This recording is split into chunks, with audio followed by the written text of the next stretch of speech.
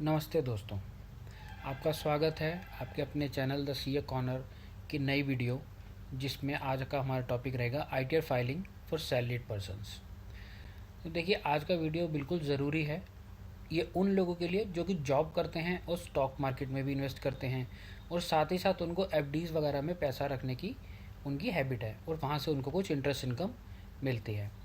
तो देखिए, ITR file करना कड़ा लग सकता है, यानी कि अगर आपको मल्टीपल इनकम सोर्सेज है, जैसे सैलरी है, शेयर मार्केट से इनकम या लॉसेस हैं, इंटरेस्ट इनकम मिलती है, तो हम आज इस वीडियो में इसी चीज़ का एक पूरा सॉल्यूशन ढूंढने की कोशिश करेंगे कि इसके अंदर में क्या क्या टेक्निकलिटीज़ हैं और हमें उस केसेस में क्या क्या करना चाहिए।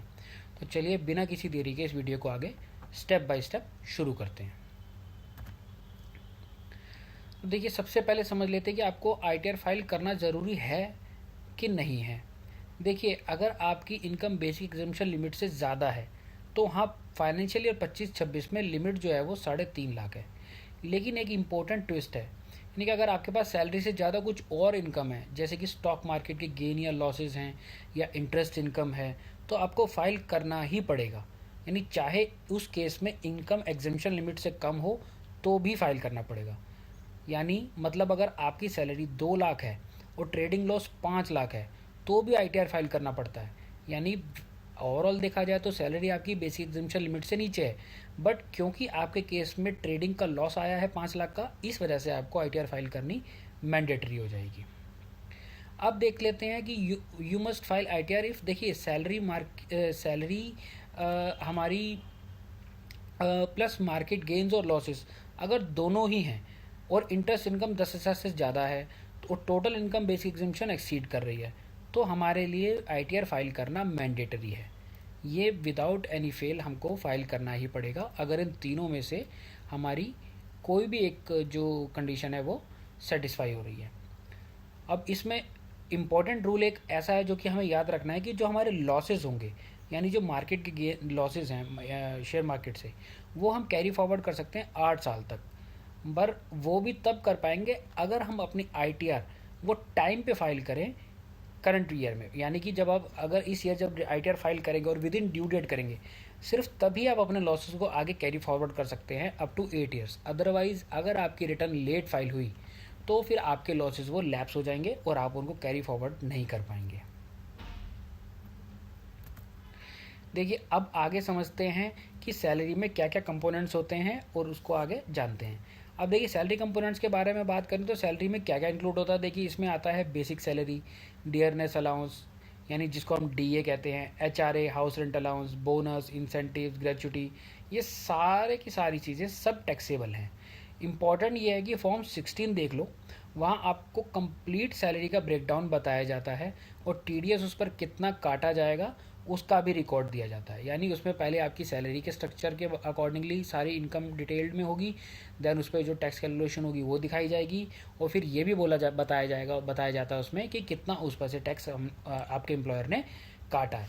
तो फॉर्म 16 आईटीआर फाइल करने के टाइम पे सबसे ज़रूरी डॉक्यूमेंट है, इसलिए बैंक और एम्प्लॉयर से रिसीट जो मिल जाती हैं वो भी आपको अपने पास में रख लेनी चाहिए। अब देखिए, चलते हैं कि अंडरस्टैंड करते हैं मार्केट इनकम और लॉसेस को, कि क्या काउंट होता है मार्केट इनकम में। देखिए, अब मार्केट इनकम को समझने के लिए हमें समझना पड़ेगा stock trading, mutual funds, capital gains, ये सब मार्केट इनकम और लॉसेस का पार्ट है।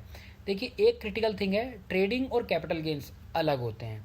अगर आप शेयर बाई करके सेम डे या थोड़े दिन में सेल कर देते हैं तो ये ट्रेडिंग इनकम है, टैक्स स्लैब रेट पे, टैग जो होगा वो स्लैब रेट पे लगेगा। बट अगर आप शेयर बाई करके 1 साल के बाद यानी सेल करते हैं तो ये लॉन्ग टर्म कैपिटल गेन माना जाता है, जिसपे सिर्फ 20% टैक्स लगता है। तो डिफरेंस मैं आपको अगर ईजिली समझाने की कोशिश करूं तो जो हमारा होल्डिंग पीरियड है उस शेयर्स या स्टॉक का जो आपने खरीदा, अगर वो 1 साल से कम है तो वो शॉर्ट टर्म कहलाएगा, 1 साल से ज़्यादा है तो वो लॉन्ग टर्म कहलाएगा। और दोनों में टैक्स रेट्स डिफरेंट हैं। शॉर्ट टर्म में स्लैब रेट लगेगा नॉर्मल, आप जिस रेट से टैक्सेबल होंगे, और लॉन्ग टर्म के केस में 20% का टैक्स लगेगा flat without any deduction.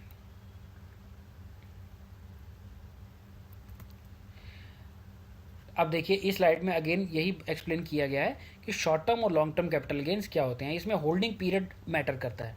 Short term का मतलब जैसे मैंने अभी बताया कि लेस देन 1 ईयर है तो टैक्स जो होगा वो स्लैब रेट के अकॉर्डिंगली लगेगा, और लॉन्ग टर्म जो होगा अगर वो 1 साल या उससे ज़्यादा के लिए अपने वो शेयर या स्टॉक को होल्ड कर रखा था, खरीदने और बेचने के पीरियड के बीच का गैप अगर 1 साल या उससे ज़्यादा है तो वो लॉन्ग टर्म कहलाएगा, और उस पर 20% का स्लैब आ जाएगा विद इंडेक्सेशन बेनिफिट।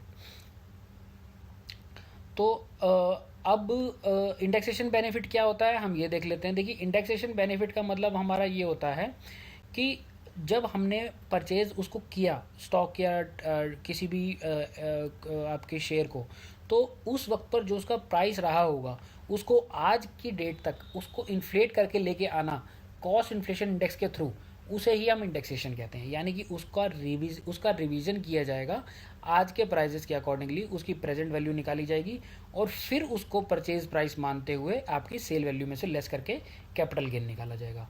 तो उसे ही इंडेक्सेशन बेनिफिट कहा जाता है। यानी मतलब आपने जो प्राइस पर शेयर बाई किया था उसको इन्फ्लेशनरी एडजस्टमेंट दे के कैलकुलेशन करेंगे, और उस पर जो भी हमारा आज का प्राइस आएगा वो ऑब्वियसली ज़्यादा आएगा, तो उसकी वजह से हमारा टैक्स हमेशा कम ही हो जाएगा। यानी जहाँ इंडेक्सेशन बेनिफिट मिलेगा तो आपका income long term capital gain tax वो कम ही होने वाला है। जैसे कि मान लीजिए अगर आपने एग्जांपल के तौर पे आपने 100 रुपीज़ पे एक शेयर बाई किया था और आज की डेट में वो सेल कर रहे हैं उसको 180 में, तो नॉर्मल अगर हम सिनारियो देखें तो 80 रुपीज़ का गेन है। बट हाँ, जब हम इंडेक्सेशन करेंगे तो मान लीजिए इंडेक्सेशन करने से अगर वो 100 रुपीज़ का बाई प्राइस मान लीजिए वो 50 रुपीज़ एडिशन करके वो 150 पे आ गया, तो हमारा जो लॉन्ग टर्म गैप गेन रह जाएगा वो सिर्फ 30 रह जाएगा, यानी 180 माइनस 150। तो ये होता है इंडेक्सेशन का बेनिफिट। आई होप ये आपको क्लियर हो गया होगा। अब देखिए जान लेते हैं इंटरेस्ट इनकम के सोर्सेज क्या क्या होते हैं। देखिए एफडीज पे फिक्स डिपॉजिट्स पर आपको इंटरेस्ट मिलता है, RD recurring deposits, saving bank accounts पे इंटरेस्ट मिलता है, पोस्ट ऑफिस स्कीम्स पे इंटरेस्ट मिलता है और पीपीएफ इंटरेस्ट वगैरह पर मिलता है। ये सब इंक्लूडेड है। अब इम्पोर्टेंट इतना है कि देखिए इवन स्मॉल इंटरेस्ट जैसे कि 5,000 10,000 ये भी टैक्सेबल इनकम है। अब मान के चलिए इवन अ सिंगल रुपी वो भी टैक्सेबल इनकम है, अगर आपको किसी भी तरीके से कोई भी आपको इंटरेस्ट आपको अगर मिलता है तो। ठीक है, अब आगे चलते हैं।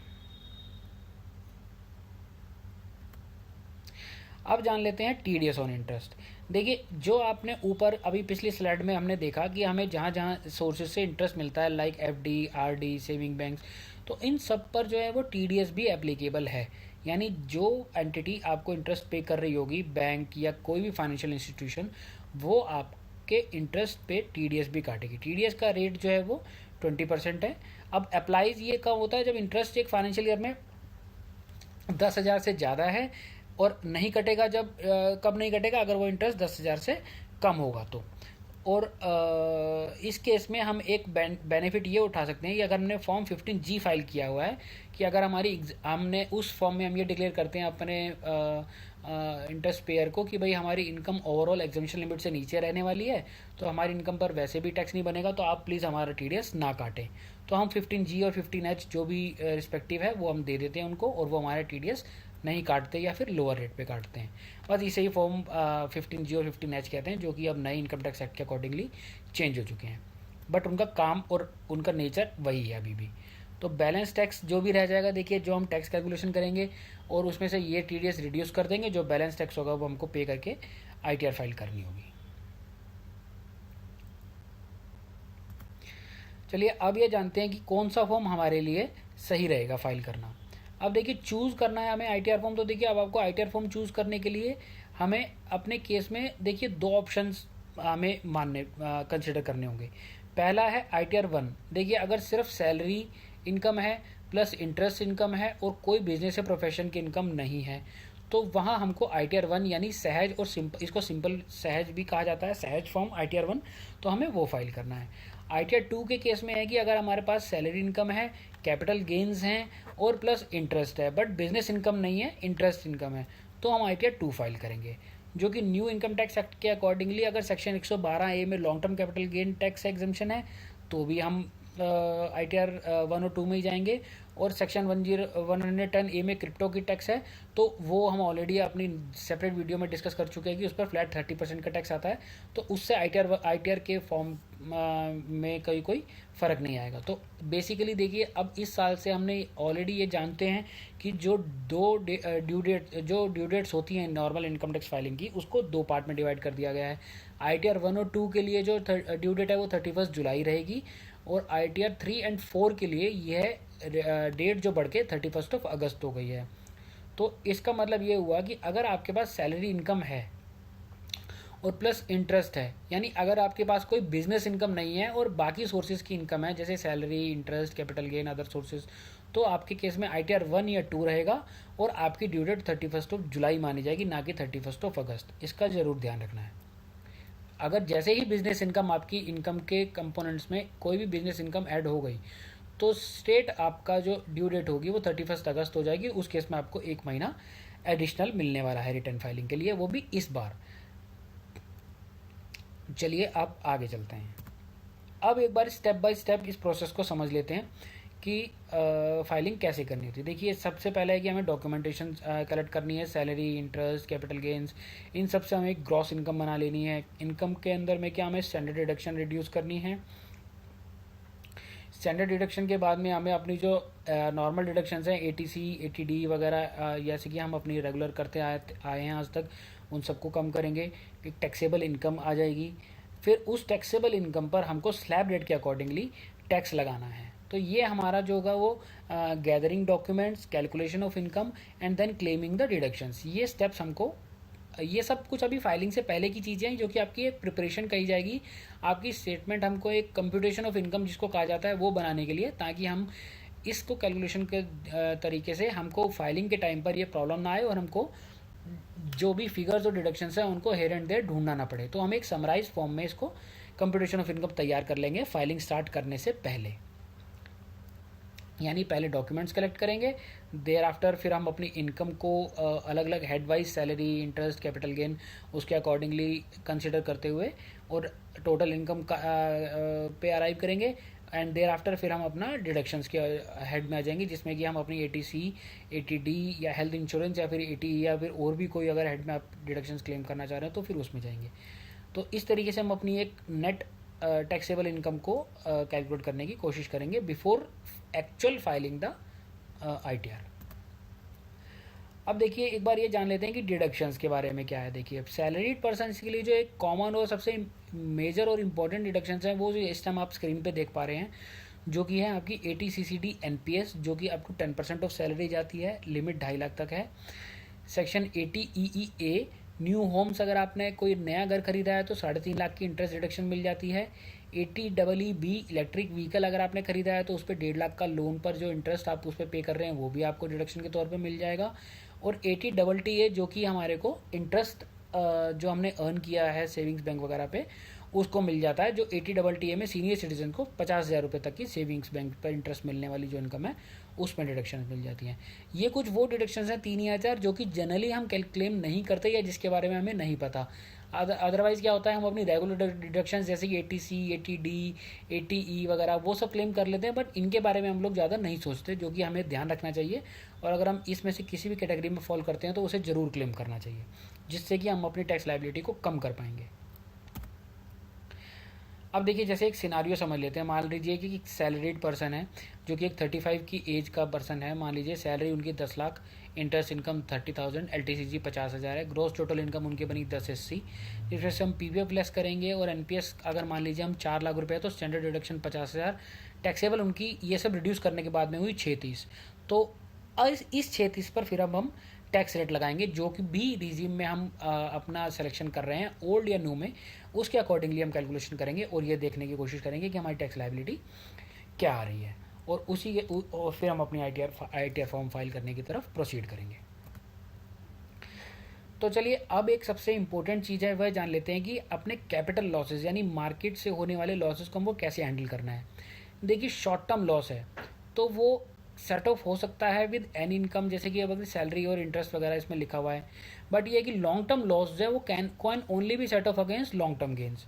तो ये ज़रूर ध्यान रखना है। कैरी फॉरवर्ड दोनों तरह के लॉसेस का अगर मान लीजिए वो सेट ऑफ नहीं हो पा रहे तो अप टू 8 ईयर्स तक आप कैरी फॉरवर्ड कर सकते हैं। 8 साल तक अगर आप उसको फर्दर होने वाले कैपिटल गेन की इनकम से एडजस्ट नहीं कर पाए तो वो लॉस आपका लैप्स हो जाएगा। बट जनरली इतना हम नहीं देखते इस सिनारियो में, इतना तक हम एक्सटेंड इसको नहीं कर पाते और वो जनरली बीच में कहीं जा करके सेट ऑफ हो जाता है हमारी फ्यूचर इनकम से। तो अब हमें ये ज़रूर हम पहले देख चुके हैं कि इवन अगर हमारा कैपिटल मार्केट से लॉस है, यानी अगर आप चाहे आपकी रेगुलर इनकम है, सैलरी बेसिक एग्जामेशन लिमिट से ज़्यादा है कम है, बट अगर आपका शेयर मार्केट से कोई भी किसी प्रकार का लॉस आ गया तो हमको उसको कैरी फॉरवर्ड करने के लिए आईटीआर फाइल करनी ही पड़ेगी। अगर आपने आईटीआर फाइल नहीं किया तो सबसे पहला तो ये होगा कि आपके ऊपर में कोई ना कोई बिल्कुल नोटिस आ सकता है डिपार्टमेंट की तरफ से कि नॉन फाइलिंग ऑफ आईटीआर की वजह से, या फिर आपके सेकंड लॉस क्या होगा कि आपने जो कैरी फॉरवर्ड अपने लॉसेस को कर सकते थे 8 साल तक वो आप नहीं कर पाएंगे, जो कि आपकी फ्यूचर में होने वाली इनकम को कम कर देता और फ्यूचर में टैक्स कम लगता। बट अब सिंस क्योंकि आपने आईटीआर फाइल नहीं करी और वो भी टाइम पे फाइल नहीं करी तो अब आप उसको कैरी फॉरवर्ड नहीं कर पाएंगे और फ्यूचर इनकम आपकी टैक्सेबल मानी जाएगी। तो ये भी आपका एक लॉस हो जाएगा। आप जानते हैं क्रिप्टो करेंसी के बारे में। देखिए ये हम ऑलरेडी एक स्पेशल वीडियो हम इस पर बना चुके हैं, बट यहाँ एक उसको शॉर्ट फॉर्म में समझ लेते हैं कि क्रिप्टो करेंसी के थ्रू होने वाली इनकम पर हमें कोई डिडक्शन नहीं मिलती और वो फ्लैट 30% से टैक्सेबल होती है। उसके अगेंस्ट कोई लॉस सेट ऑफ नहीं होगा और जो भी इनकम आई उसका फ्लैट 30% आपको टैक्स देना है। ये आपको क्लियर होना चाहिए। प्लस अगर आपकी क्रिप्टो ट्रांजेक्शन 10,000 से ऊपर जा रही है तो जो भी आपका एक्सचेंज होगा, क्रिप्टो एक्सचेंज होगा, वो आपका 4% का टीडीएस भी डिडक्ट करेगा, जो कि आप नॉर्मल बाकी टीडीएस के साथ में अपनी आईटीआर से एडजस्ट कर पाएंगे।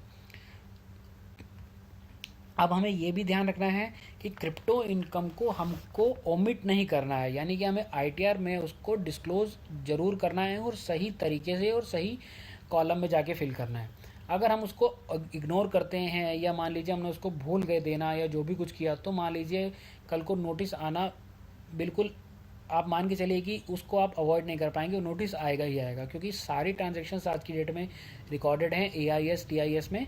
और आप उसको अगर आईटीआर में फाइल नहीं कर रहे तो इसका मतलब ये है कि आप उसको नोटिस को खुद दावत दे रहे हैं, जो कि आपको फ्यूचर के अंदर लिटिगेशंस में पढ़ना पड़ सकता है। तो इसका हमें ज़रूर ध्यान रखना है। अगर क्रिप्टो की इनकम कहीं भी है, लॉस या इनकम है, तो उसको प्रॉपर्ली रिपोर्ट करना बहुत ज़रूरी है। अब देखते हैं कि कॉमन मिस्टेक्स जिनको कि हमें अवॉइड करनी चाहिए। देखिए मिस्टेक 1 है forgetting to report interest income. मान लीजिए कि हम अपना सेविंग्स बैंक से अगर हमारे को छोटा मोटा इंटरेस्ट आता है तो हम सोचते हैं कि यार चलो क्या दिखाना है, इसको छोड़ देते हैं। नहीं, वह दिखाना बहुत ज़रूरी है, क्योंकि मैं अगेन आपको रिपीट करता हूँ कि एआईएस टीआईएस में आपकी each and every transaction record होती हैं। अगर आपने कोई भी ट्रांजेक्शन अपने बैंक अकाउंट से छोड़ी या वो रिपोर्ट किए बिना रह गई तो आपको नोटिस आना तय है, इसलिए हमें कोई भी इनकम को नहीं छोड़ना। सेकंड मिस्टेक है कि not claiming any TDS credit resulting in double taxation. इसका मतलब ये हुआ कि मान लीजिए आपका कोई टीडीएस क्रेडिट अवेलेबल था और आपने उसको क्लेम नहीं किया तो मान के चलिए कि आप अपना एडिशनल टैक्स दे बैठे हैं, क्योंकि एक तो आपके डिडक्टर ने वो टीडीएस के फॉर्म में काट लिया, सेकेंडली आप अपनी आईटीआर के फॉर्म में भी उसको पे कर चुके, तो आपकी डबल टैक्सेशन हो जाएगी। मिस्टेक 3 हो गया रॉन्ग क्लासिफिकेशन। मान लीजिए आपने trading income as capital gain मान ली या कैपिटल गेन को ट्रेडिंग इनकम मान लिया। मिस्टेक 4, कोई डिडक्शन आपसे मिस क्लेम करनी रह गई, मान लीजिए एटीसी एटीडी या कोई भी और अदर डिडक्शन हो सकती है जो कि आपको इजीली अलाउड थी और आपने उसको अलाउड नहीं किया, जिसकी वजह से आपकी टैक्स लायबिलिटी बढ़ जाएगी। तो हमें इन सब चीज़ों का ध्यान रखना है। अब एक बार देख लिए, चलिए नज़र मार लेते हैं कि हमें कौन कौन से ऐसे डॉक्यूमेंट्स हैं जो हमें एक आईटीआर फाइलिंग से पहले उनको अरेंज करके रख लेना चाहिए। देखिए फॉर्म 16 है, सैलरी टीडीएस सर्टिफिकेट, ये आपको अपने एम्प्लॉयर से मिल जाएगा। बैंक स्टेटमेंट्स, आपके जितने भी बैंक अकाउंट्स हैं सबकी स्टेटमेंट्स हमको for the period of financial year, यानी 1 अप्रैल 2025 से लेकर 31 मार्च 2026 तक के बीच की सारे अकाउंट्स की स्टेटमेंट्स को हमको अरेंज करना है। इन्वेस्टमेंट रिसीट्स अपने पास में हैंडी रखनी है, एटीसी एटीडी वगैरह के प्रूफ अगर हैं तो।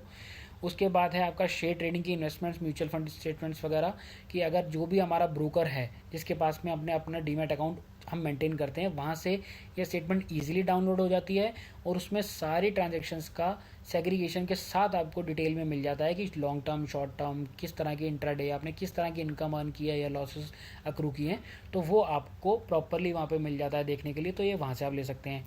टीडीएस सर्टिफिकेट और इंटरेस्ट, मान लीजिए अगर आपको आपका किसी भी सोर्स ऑफ इनकम पे टीडीएस कटा है तो वहाँ से आपको सर्टिफिकेट की फॉर्म में मिल जाएगा।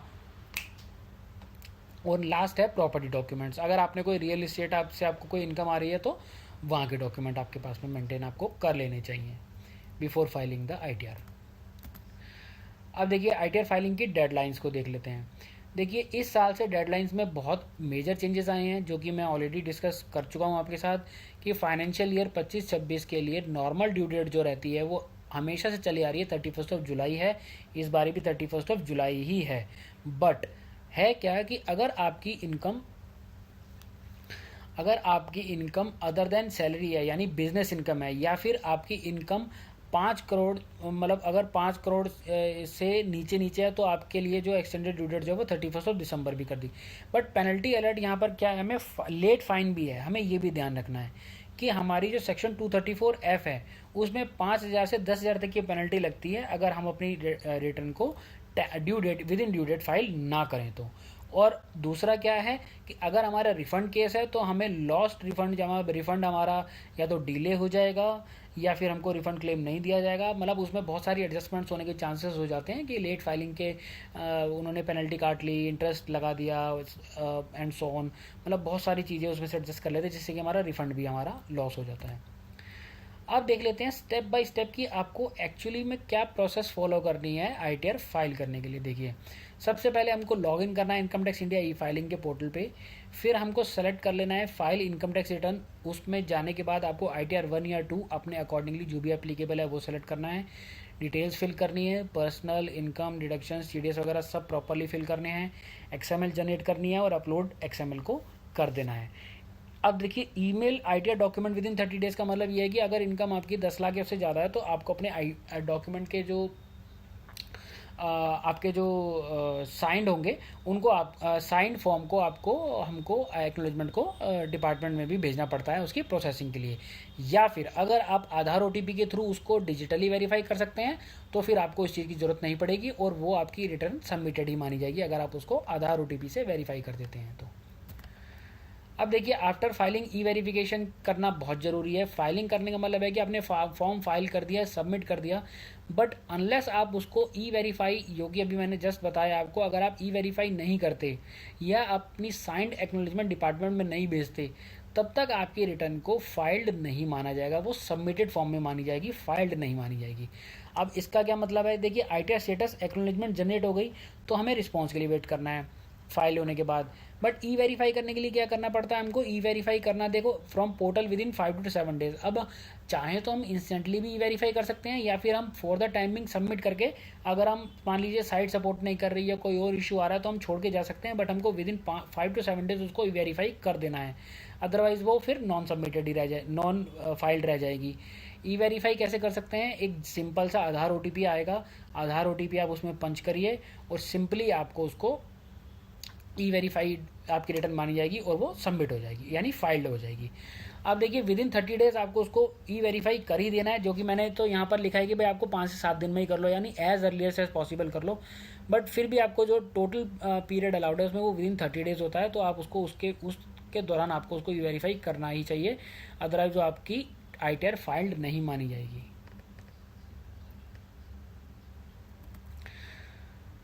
तो ये कुछ देखिए स्टेप्स थे जो कि मैंने आपको बताने की कोशिश की। आई होप मैं आपको क्लैरिफाई कर पाया हूँ कि अपनी आईटीआर फाइल करने के लिए देखिए 31 जुलाई इस साल सैलरीड वालों के लिए आईटीआर की ड्यू डेट है, बिजनेस वालों के लिए नहीं है। तो अगर आप किसी भी नेचर का आप बिज़नेस कर रहे हैं या आपकी मार्केट से जो इनकम आ रही है, मान लीजिए इंट्राडे आ रही है या फिर F&O की इनकम है, तो वो भी बिज़नेस इनकम ट्रीट होती है। तो उस केस में भी आपको बिजनेस इनकम मानी जाएगी, तो भी आपकी ड्यू डेट जो है वो 31 अगस्त ही है। और नॉर्मल बिजनेस के केस में तो वैसे ही ड्यू डेट 31 अगस्त है, तो उनको अभी परेशान होने की ज़रूरत नहीं है इस महीने। बट 31 जुलाई किन के लिए लास्ट डेट है, सैलरीड वालों के लिए। तो उनको अभी खासा ध्यान देना है कि जिनकी सैलरी इनकम है, इंटरेस्ट इनकम है, शेयर मार्केट से कोई कैपिटल लॉसेज या इनकम या उन्होंने अर्न की है, अगर उन ये वाले केसेस की इनकम आप पे एप्लीकेबल है तो आपकी ड्यू डेट 31 जुलाई ही है, और आपको इस वीडियो में बताए गए स्टेप्स को फॉलो करके अपनी आईटीआर को फाइल करना है।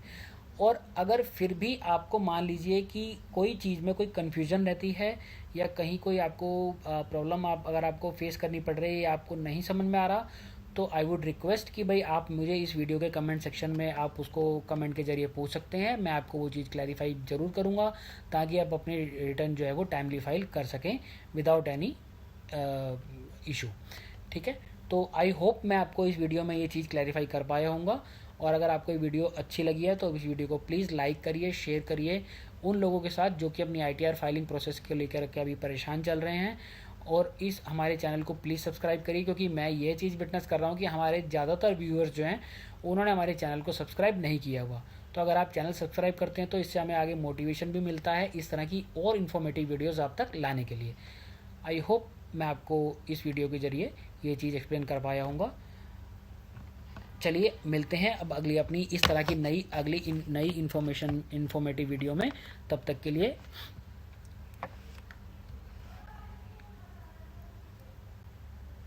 आई thank you so much for watching.